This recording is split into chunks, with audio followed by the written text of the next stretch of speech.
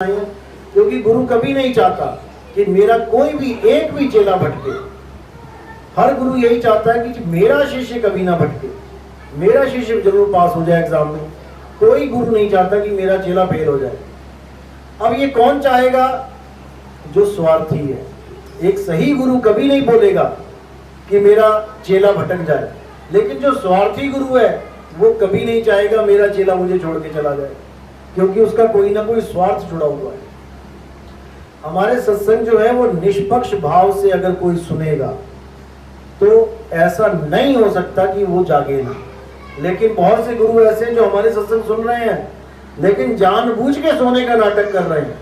समझ तो उनको आ गया है कि नितिन दास क्या बता रहा है, और नितिन दास ने जो ज्ञान खोला उसके आगे उनका ज्ञान टिक ही नहीं सकता। फिर भी जानबूझ के सोने का नाटक, यानी कि अपनी भाषा ही बदल दी उन लोगों ने। नाम वही दे रहे हैं मंत्रों में, लेकिन अब उनके सत्संगों में क्या लिखा जाता है? हेडिंग नी अक्षर नाम, निज नाम, अबोल नाम, अडोल नाम। मतलब कि हेडलाइन चेंज कर दी अपने सत्संगों की, और प्रसाद वही दे रहे हैं मंत्रों का। लेकिन कब तक चलेगा ये? नहीं चलेगा। आने वाले समय में आप YouTube खोल के देखोगे, टीवी खोल के देखोगे, आपको एक ही बात समझ में आएगी कि हर महात्मा आत्मज्ञान की बात करेगा। ये कबीर साहब ने पहले से बोल रखा है कि एक ऐसा समय आएगा जब हर आदमी आत्मज्ञान की बात करेगा। आत्मज्ञान के बिना और कोई ज्ञान चलेगा ही नहीं इस संसार में। लेकिन वो देगा क्या, ये आपने परख करनी है। हमारे सत्संग सुनने के बाद ऐसे ऐसे लोग आत्मा की बात करने लग गए हैं जो पहले मंत्रों की महानता बताते थे। यहाँ तक बोल देते थे कि इस दुनिया को पैदा करने वाले कौन से मंत्र हैं, उसकी महिमा गा रहे थे। लेकिन जब से हमारे सत्संग सुने, अब मंत्रों की महिमा छोड़ दी, अब सार शब्द की महिमा गा रहे हैं। लेकिन दे क्या रहे हैं? वही मंत्र, क्योंकि और देंगे क्या, उनके पास है ही नहीं, उस चीज का बोध ही नहीं है। तो अंदर से माल वही है, लेकिन बाहर से कोशिश करेंगे कि दुनिया को भरमा दिया जाए। लेकिन उनकी ये चाल चलने वाली नहीं, उनकी दाल गलने वाली नहीं। आने वाले समय में पूरे विश्व में केवल आत्मज्ञान का डंका बजेगा। आत्मज्ञान के अलावा जो कुछ भी है, कोई भी मंत्र, जंतर, तंत्र, नदियों में स्नान, पहाड़ों के चक्कर काटना, तीर्थ मूर्त, जो कुछ भी है, ये सब का जो है भेद खोल दिया जाएगा। यानी केवल आत्मज्ञान की बात होगी, बाकी सबको निचले लेवल की भक्ति घोषित कर दिया जाएगा। ऐसा नहीं कि वो करेंगे नहीं लोग। आज अगर आप डॉक्टर बन जाओ तो क्या अपने बच्चे को स्कूल में नहीं डालोगे पहली दूसरी क्लास में? सीधे डॉक्टर तो कोई भी नहीं बनता। लेकिन तुम्हें इतना समझ में आ जाएगा कि जो छोटी क्लासें हैं वो छोटी ही हैं, उनको हमने क्रॉस करके आगे बढ़ जाना है, ना कि सारी उम्र उसी में रह जाना है। जैसे एलकेजी में बच्चा है कि सारी उम्र एलकेजी में रहेगा क्या, या पहली क्लास में रहेगा क्या? नहीं, वो आगे बढ़ जाएगा। इसी प्रकार जो भक्ति के लेवल होंगे वो सारे खोल दिए जाएंगे कि कौन सी भक्ति कहां तक लेके जा रही है। देवी देवताओं की भक्ति कहां तक लेके जाती है, पितरों की भक्ति कहां तक लेके जाती है। भूत प्रेतों की लोग भक्तियां करते हैं, भूतों को भी खुश करते हैं, चुड़ैलों को मना रहे हैं रातों में जाग जाग के शमशान घाट पे। क्या क्या कुछ नहीं कर रहा है ये इंसान, कुछ ना कुछ पाने के लिए। लेकिन सबको समझ में आ जाएगा कि हमें कैसा गुरु मिला है, कहां तक की वो बात कर रहा है। गलत कुछ भी नहीं है, देवी देवताओं की पूजा भी गलत नहीं है, अधूरी है, गलत नहीं है, क्योंकि सभी देवी देवताओं की पूजा करते करते करते आज आत्मा तक पहुंचे हैं। गीता में क्या बताया गया? गीता में यही सब बताया गया कि हे अर्जुन, जितने भी यज्ञ हैं, जप हैं, तप हैं, दान है, पुण्य है, ये सब भी है, लेकिन वहां तक नहीं पहुंचा सकता जहां तुम पहुंचना चाहते हो। अगर आप किसी को दान देते हो, किसी भूखे को रोटी खिलाते हो, तो पाप थोड़ी नहीं कर दिया, उसका भी फल मिलेगा आपको। आप 16 सोमवार का व्रत कर रहे हो तो पाप थोड़ी नहीं कर दिया, उसका भी फल मिलेगा आपको। आप तीर्थों में जा रहे हो, 4 धाम यात्रा कर रहे हो, तो किसी कोई पाप थोड़ी नहीं कर दिया, उसका भी फल मिलेगा। लेकिन वो फल नहीं मिलेगा जिससे आपकी मुक्ति हो जाए। उसके लिए सीधे गीता में साफ बता रखा है, अध्याय 3 17वां श्लोक, कि अगर आपको मुक्ति प्राप्त करनी है, उसका भी जिक्र दे रखा है क्या करना पड़ेगा? हे अर्जुन, जो अपनी आत्मा में रमण करते हैं, अपने आत्मा में संतुष्ट रहते हैं, अपने आप में स्वरूप सिद्ध हो जाते हैं, उनको ऐसी कोई धार्मिक गतिविधियां करने की जरूरत नहीं पड़ती और वो अन्य किसी जीव पर निर्भर भी नहीं रह जाते कि अब तुम्हें किसी और की जरूरत है, कोई तुम्हें पार करेगा। अब तुम खुद ही पार हो जाओगे। कब होगे? जब आप स्वरूप सिद्ध हो जाओगे। अध्याय 7 में 20वां श्लोक क्या बोल रहे हैं कि देवी देवताओं की पूजा करने वाले कौन हैं? अल्प बुद्धि हैं। अल्प बुद्धि यानी कि जिनको यथार्थ समझ में नहीं आया लेकिन भक्ति करना चाहते हैं। बिल्कुल भ्रष्ट बुद्धि नहीं बोला, अल्प बुद्धि यानी कि जो चीज वो प्राप्त करना चाहते हैं वो चीज नहीं मिलेगी, उससे कम मिलेगा। अध्याय 7वां 20वां श्लोक। अब 21वें में क्या लिखा है कि जो लोग भक्ति करते हैं मेरी, ये मान के कि मैं एक आदमी के जैसा हूं। कृष्ण जी कह रहे हैं, यानी आप कृष्ण जी का नाम लेती है, आपके सामने एक चेहरा आ जाता है कृष्ण जी का, हाथ में बांसुरी आ जाती है, सिर पे आ जाता है मोर पंख और आपको एक कृष्ण जी का शरीर दिखाई देने लग जाता है। अब आप उसी शरीर की पूजा कर रहे हो। उनके लिए क्या लिखा है कि जो मूर्ख हैं, अज्ञानी हैं, वो मुझे एक आदमी के स्वरूप का समझते हैं, यानी एक देवी देवता मान के मेरी पूजा करते हैं। वो मुझे कभी प्राप्त नहीं कर सकते। वो ये नहीं जानते कि मैं अजन्मा हूं, यानी मैं कभी पैदा नहीं होता हूं। वो मुझे पूजते हैं जो चीज पैदा हो रही है वो जान के। क्या? शरीर। किसी को पूछो कृष्ण जी कहाँ पैदा हुए थे? कृष्ण जी द्वारिका, इधर क्या नाम है, मथुरा में पैदा हुए थे। देवकी जी ने पैदा किया था उनको, उनकी माता देवकी जी हैं। बिल्कुल गलत है। कबीर साहब कहते हैं कि इस दुनिया में कोई पैदा होता ही नहीं है। जीवात्मा की बात कर रहे हैं, पैदा होने वाला शरीर है। और कृष्ण जी साहब कह रहे हैं कि जो मुझे ये करके मानते हैं कि मैं कहीं पैदा हुआ था, फिर उनको ये भी मानना पड़ेगा मैं कहीं मरा था। इसका मतलब भगवान पैदा भी होता है, भगवान मर भी जाता है, क्योंकि साफ बोला गया है जो चीज पैदा होती है उसका अंत जरूर होता है। इसलिए कृष्ण जी ने 7वें अध्याय के 20वें श्लोक में 21 में बिल्कुल क्लियर कर दिया कि जो मुझे अजन्मा करके नहीं जानता, यानी मेरे यथार्थ रूप को नहीं जानता, वो मुझे तो कभी प्राप्त नहीं कर सकता। अब कोई कहेगा केवल कृष्ण जी अजन्मा है, तो ये भी तुम्हारा भ्रम है। अब अध्याय 2 में क्या बोला गया कि हे अर्जुन, ऐसा कोई समय नहीं था जब ये राजा महाराजा नहीं थे, और ऐसा कोई समय नहीं आएगा जब ये राजा महाराजा नहीं होंगे। अब फिर अजन्मा कौन हो गया?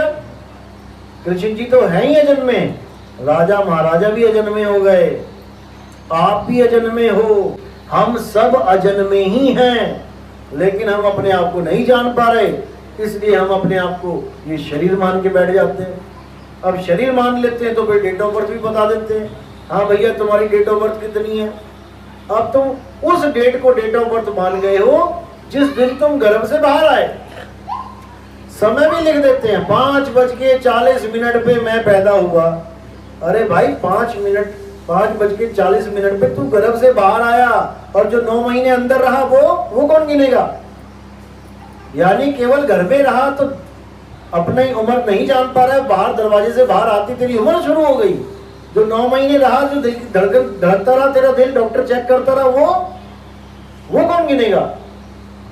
यानी अपनी आयु भी नहीं बता पा रहा है बंदा ठीक से। उस दिन को अपनी डेट ऑफ बर्थ मान के बैठ गया जिस दिन बाहर निकला। अरे भाई तो पहले भी अंदर भी जीवित था। जिस दिन अंदर तेरी मौत हो जाती डॉक्टर उसी वक्त कह देता निकालो भाई इसको बाहर, ये तो बच्चा मरा माँ को भी मारेगा। तो इसका मतलब उम्र तो तुम्हारी अंदर पेट से चालू हो गई थी, गर्भ से, लेकिन तुम जन्म पत्रियां मिलाते फिरते हो शादियों के लिए। डेट ऑफ बर्थ बताओ जी, समय बताओ जी कब पैदा हुआ। इतना बड़ा भरमजाल है। और सारे, किसी ने मुझे सवाल पूछा जी जन्म पत्री मिलानी चाहिए कि नहीं मिलानी चाहिए। मैंने उससे एक ही बात पूछी, उससे होता क्या है गुण मिलाने से? कहते जी गुण मिलाना अच्छा होता है शादी के लिए। मैंने कहा होता क्या है? अच्छा तो होता है, उससे होता क्या है? तो कहते नहीं जी मिलाने चाहिए। मैंने कहा भाई बता तो सही, तुम्हें लगता है कि जन्म पत्री मिलाने से, गुण मिलाने से तुम्हारा वैवाहिक जीवन सही रहता है? कौन से हिंदू ने जन्म पत्रियां नहीं मलाई, सबने गुण मिलाए अपने, उसके बाद भी कोर्ट कचहरी के चक्कर काट रहे हो। 1 महीने 2 महीने 3 महीने में वो अपना रूप दिखा देती है और सारे परिवार को उठा के जेल में। तो भैया ऐसे कैसे गुण मिलाए जो तुम्हें सीधे कचहरी कोर्ट का शक्ल दिखा दी? तुम पंडित जी को पूछो कि पंडित जी कैसे गुण मिलाए। तो कहने का मतलब गुण हम पहले मिलाने लग जाते हैं, जबकि ऐसा नहीं है। गुण तो रहने के बाद पता लगते हैं कि कैसे हैं, मिलेंगे कि नहीं मिलेंगे। जब तुम्हारी शादी हो जाती है, लड़की तुम्हारे घर आती है, तब गुण पता लगते हैं, अवगुण पता लगते हैं, उसमें क्या गुण है क्या अवगुण है। कहते शक्ल से तो इतनी भोली थी, हमने देखते ही हाँ कर दी जाते हुए, अब ये निकली है गोली। पहले थी भोली, अब बन गई है गोली, अब क्या करे, किस किस पे चले ये। तो ये गुण ये सब फालतू की बातें हैं, कोई गुण नहीं। हिंदू धर्म के अलावा कोई गुण नहीं मिलाता, ना सिख मिलाते हैं, ना मुसलमान मिलाते हैं, ना ईसाई मिलाते हैं। तो इसका मतलब इनके तो रोज ही कलेश रहे घर में, लेकिन ऐसा नहीं होता। ये लोग भी अच्छा जीवन जीते हैं बिना गुणों को मिलाए, बिना जात पात को देखे। तो ये सब हमने बनाई हुई है और हम ही अपनी बनाए हुए मकड़ी जाल में फंस गए हैं। ये 52 अक्षर हटा दो, बताओ तुम्हारी क्या जात है, क्या तुम्हारा नाम है, क्या तुम्हारा धर्म है। ये सब 52 अक्षरों का खेल है। हमने 52 अक्षर बना दिए, मकड़ी ने जाला बुन दिया, अब उसी में उलझ पुलझ के मर जाएगी। अब कबीर साहब इसी 52 अक्षर का खंडन करने के लिए बार बार यहाँ पे आते हैं, क्योंकि पवित्र ज्ञान और मूल ज्ञान में फर्क ही यही है। पवित्र ज्ञान होता है जो 52 अक्षरों पे चलता है, और मूल ज्ञान वो होता है जो 52 अक्षरों से दूर कर देता है। अब क्या बोल रहे हैं साहिब कि 52 अक्षर जीव आधारा, आदि अक्षर जीभ्या से न्यारा, वाही को सत सिमरण कहिए और सिमर सिमर नर उतरो पारा। कबीर साहब कहते हैं कि इस दुनिया में 4 प्रकार के शब्द हैं, 4 ही प्रकार के गुरु मिलेंगे आपको जो आध्यात्मिक गुरु है। पहला गुरु मिलेगा आपको जाप देने वाला। किसी ने भी कोई मंत्र दे दिया, बेटा राम राम जपो, कृष्ण कृष्ण जपो, वाहिगुरु करो, कबीर कबीर करो, कुछ भी करो, बोलने वाला मंत्र। पहला हो गया जाप। दूसरा हो गया अजप्पा जाप। किसी ने बोल दिया बेटा सांसों में सोहंग सोहंग करो, ओम सोहंग करो, सत सोहंग करो, कुछ भी करो, कोहंग करो, वो हंग करो। ये दूसरा हो गया अजप्पा जाप वाला। तीसरा हो गया अनहद नाद वाला, यानी कानों में उंगली डालो, ब्रह्मांड की धुन सुनो, अनहद नाद सुनो। ये हो गए 3 गुरु, जाप अजपा और अनहद वाला। जो चौथा गुरु है वो सार शब्द वाला गुरु है। अब इन जो चारों शब्द की जो महिमा गा रहे हैं कबीर साहब, उन्होंने साफ बोल दिया कि जितने भी ये नाम हैं, यानी जाप अजपा और अनहद, सार शब्द को छोड़ के ये एक तरह से तुम्हें एक स्थान से दूसरे स्थान तक पहुंचाने का काम करते हैं। कोई भी नाम अगर आप जपते हो तो आपकी सूरत को वो नाम ट्रेवल करवाएगा, लेके जाएगा। कहाँ लेके जाएगा? आपने 3 नाम सुने होंगे, पिंड, अंड और ब्रह्मांड। ये कबीर साहब की वाणी में आते हैं। कबीर साहब ने इसी का खुलासा कर रखा है कि पिंड तक पहुंचाने का, क्योंकि तुम्हारी जरूरत तो भी पिंड में भी नहीं है। तुम्हें यही नहीं पता कि तुम इस वक्त हो कहां। पिंड में पहुंचाने वाले नाम कौन से हैं? जो 52 अक्षरी नाम है, वो तुम्हें पिंड की सैर करवाते हैं। अंड में कौन लेके जाता है? जो अजप्पा जाप है, ये तुम्हें अंड की सैर करवाता है। और ब्रह्मांड तक कौन लेके जाता है? अनहद नाद, जिसको ब्रह्मनाद कहते हैं, ये ब्रह्मांड तक की सैर कराता है। तो पिंड, अंड, ब्रह्मांड के लिए जाप, अजपा और अनहद बना हुआ है। लेकिन कबीर साहब का जो ज्ञान है वो पिंड, अंड, ब्रह्मांड से न्यारा है, परे है। इसीलिए बोला उन्होंने कि पिंड अंड के पार सो देश हमारा है, करने नो दीदार महल में प्यारा है। तो गुरु जो आपको नाम देता है उसको केवल नाम मत समझ लो कि कोई मंत्र दे दिया गुरु जी ने, हाँ चलो नाम जपना चाहिए। वो नाम नहीं है, वो टिकट है तुम्हें ट्रैवलिंग की। वो नाम ही तुम्हें एक जगह से दूसरी जगह पहुंचाने का काम करेगा।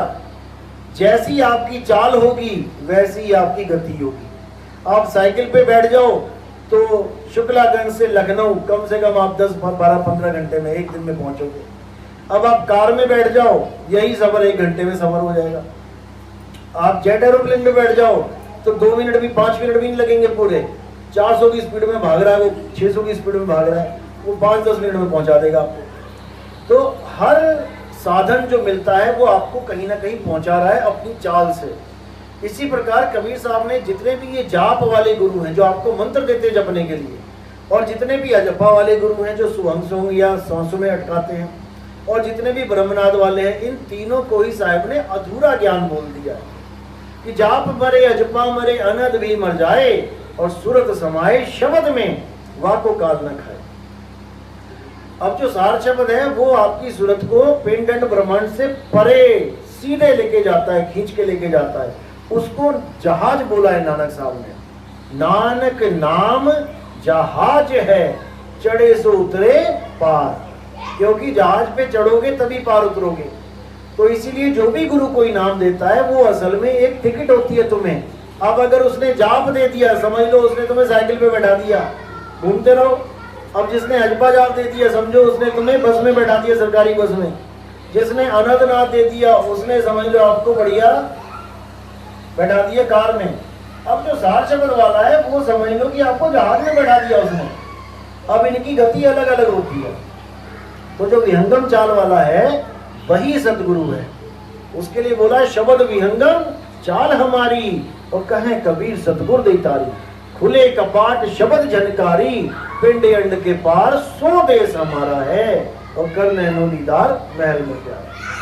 यानी कि मेरा जो सच्चा हंस होगा वो ना तो आपको जाप देगा, ना जप्पा देगा, ना आनंद देगा। वो सीधे सार शब्द का भेद बताएगा। उसके बाद आपने क्या करना है, आपकी क्या ड्यूटी है। द्वार धनी के पड़े रहो और धक्का धनी का खाओ। कब हूं धनी निवाजी हैं, जो उधर छाड़ ना जाओ। अब आपकी एक ही ड्यूटी है कि जो मेरे गुरु ने बता दिया कि बेटा इस दरवाजे पे खड़े रहना, यहीं पे नॉक नॉक करना है, दरवाजा खटखटाना है, परमात्मा एक दिन वो जरूर खोलेगा। इस अटल विश्वास के साथ आपने लगना है। भले आपको सारी उम्र परमात्मा का दीदार ना हो, लेकिन आपका विश्वास कब नहीं होना चाहिए।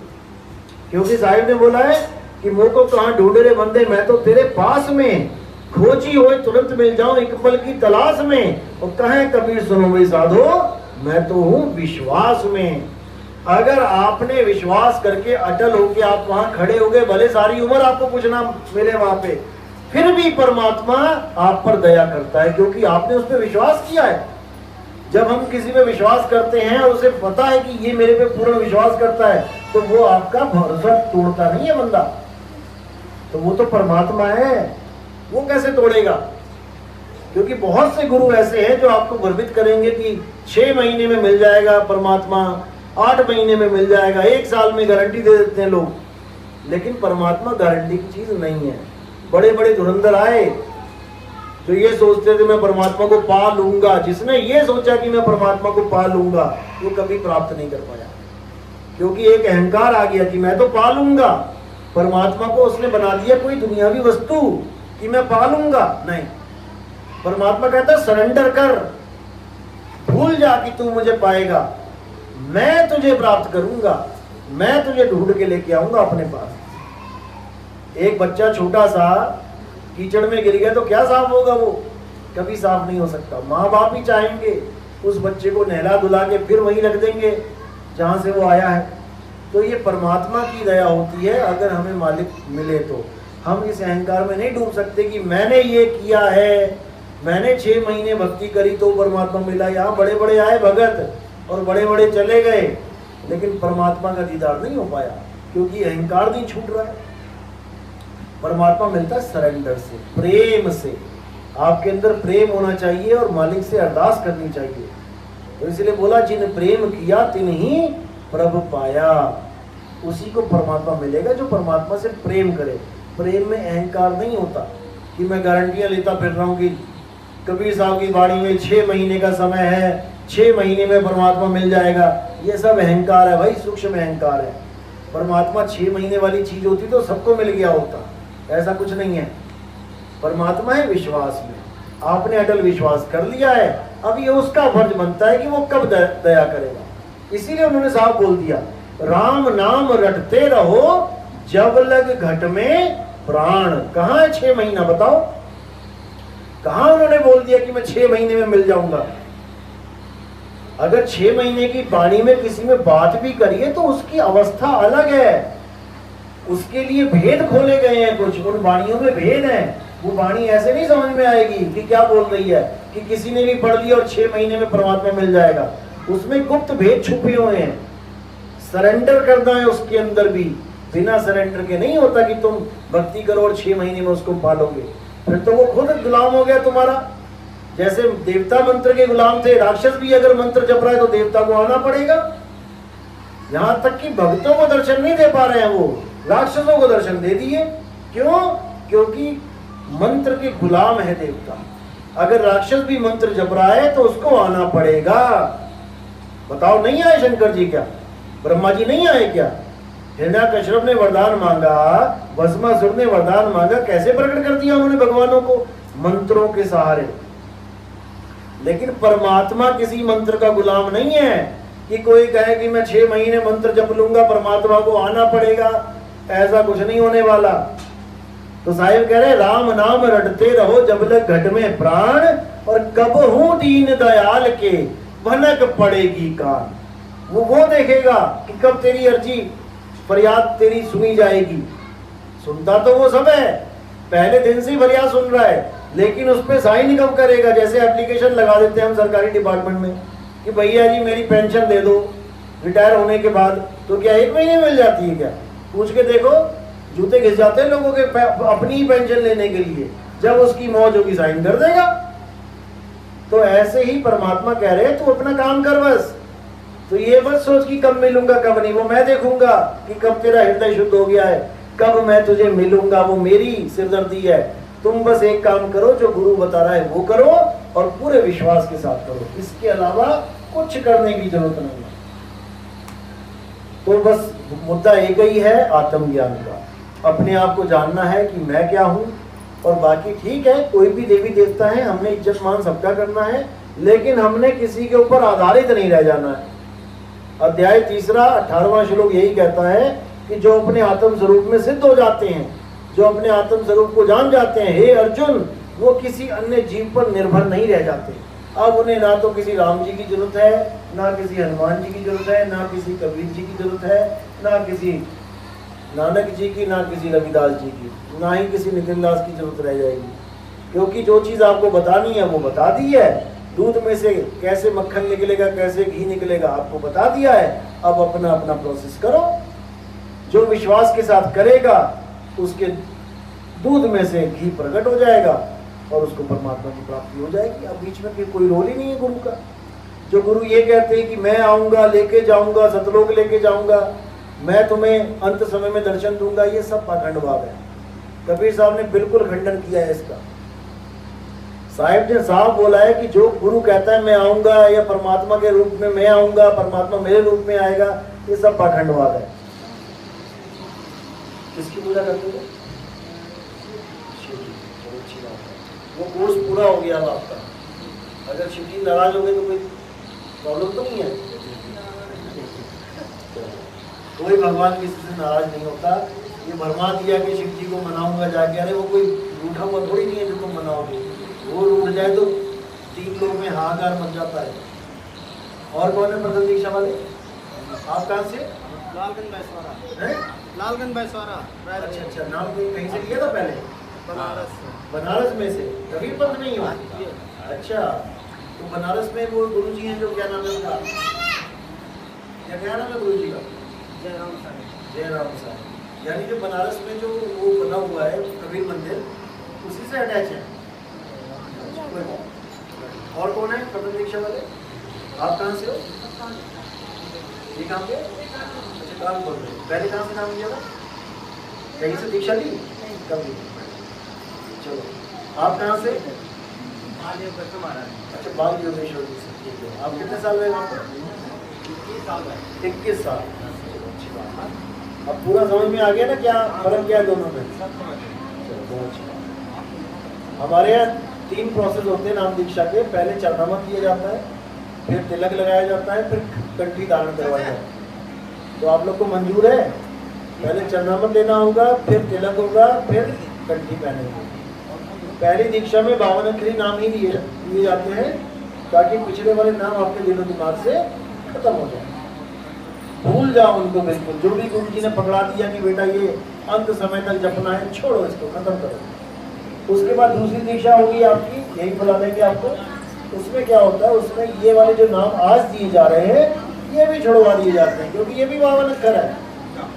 अब क्या दिया जाएगा वहां पे, दूसरी दीक्षा में ध्यान विधि ही दिया जाता है कि आपने परमात्मा का ध्यान कैसे करना है। जिसको हमने कभी देखा नहीं है उसका ध्यान कैसे करेंगे, उस विधि को बताया जाता है।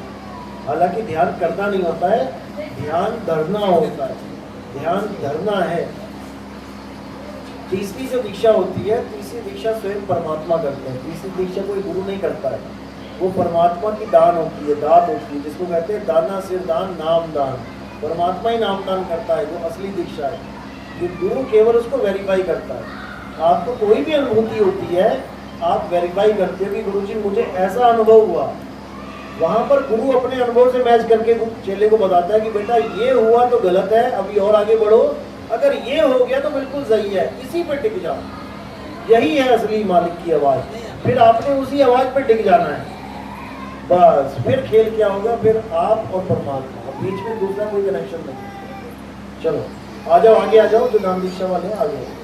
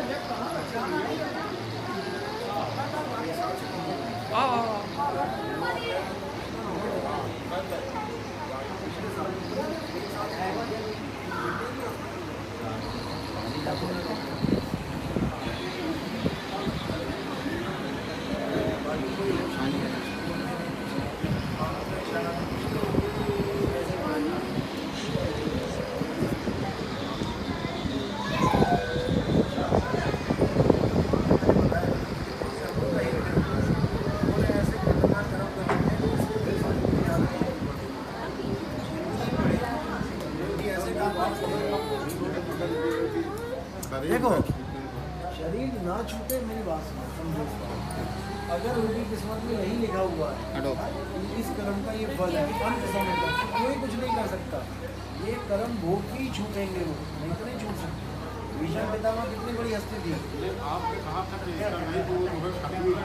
मैं क्या बोल रहा हूँ कि जब कर्म हमारे कटने लग जाते, जैसे आपने किसी होटल में खाना खा लिया, 1000 रुपये की थाली खा ली, तो होटल वाले के अगर पैसे देने के लिए नहीं आपके पास, तो क्या करेगा, आपसे बर्तन मंजवाएगा। कितने मंजवाएगा, जब तक 1000 पूरा ना हो जाए।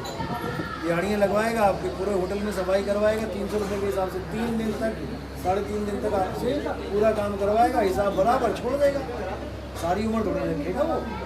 ऐसे ही जो हिसाब किताब अपना भोग रहे हैं, ये एक एक दिन, एक एक घंटा, एक एक मिनट कट रहा है। जब उनका हिसाब किताब पूरा हो जाएगा तो अपने आप ही खड़े हो जाएंगे, या उड़ जाएंगे, या फिर बस शरीर अगर ये किसी काम का नहीं रहा फिर अगले शरीर में आ जाएंगे। आना तो पड़ेगा। देखो फिर समझ लो, इसका मतलब ये नहीं है कि वो अगर कोमा में चले गए तो ठीक नहीं हो सकता। बहुत से लोग मेरे हुए हैं, लेकिन कर्म भोग के ठीक, बिना कर्म भोग के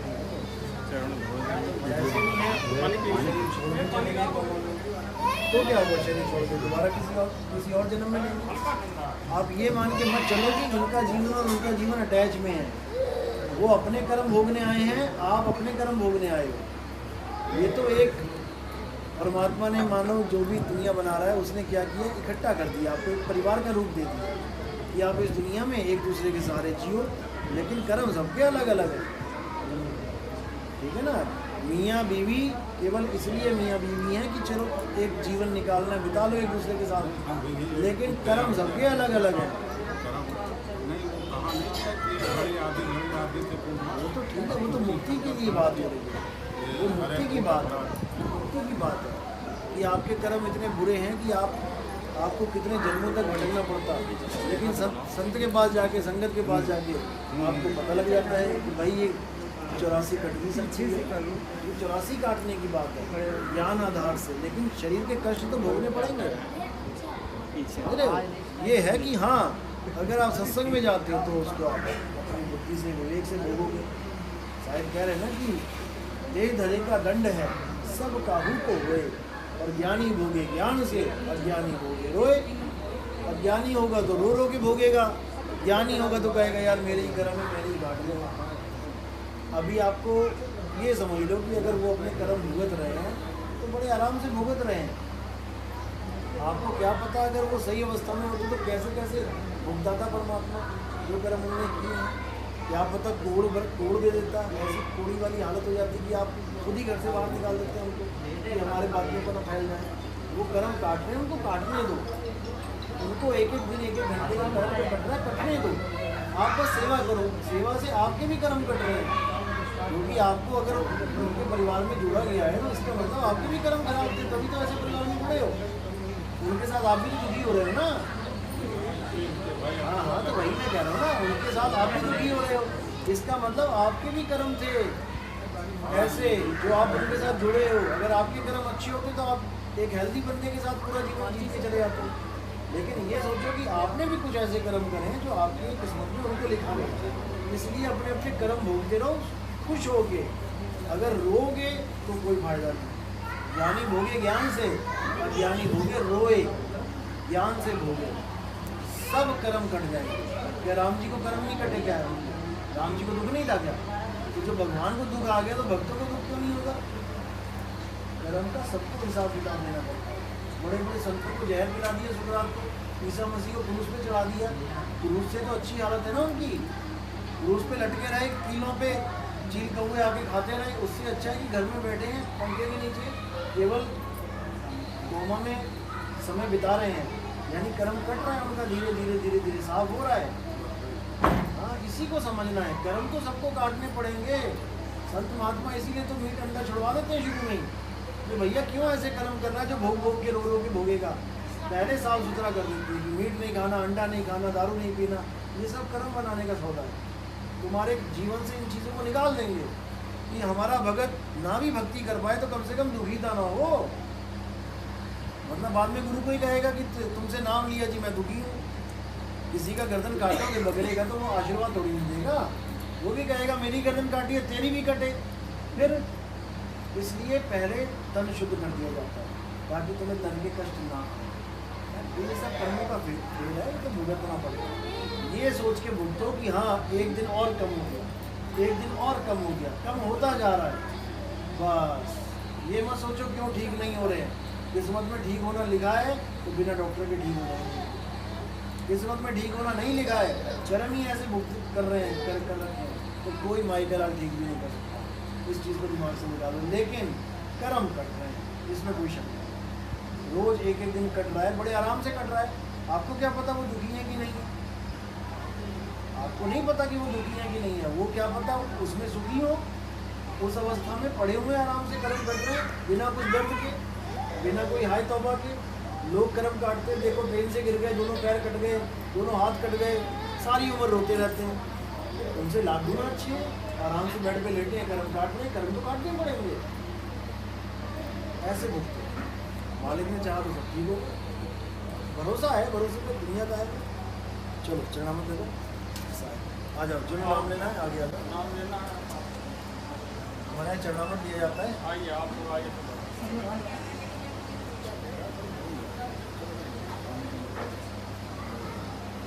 साफ करके मीठा पकड़ो अच्छी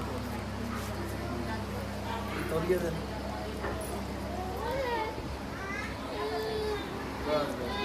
मीठा ही पकड़ो, ये वाला। चलो हो गया, तौलिया साफ करो, अंगूठे साफ करो, अंगूठे साफ करो अच्छी तरह। चलो कटोरी लाओ, रखो, ये पड़ी है।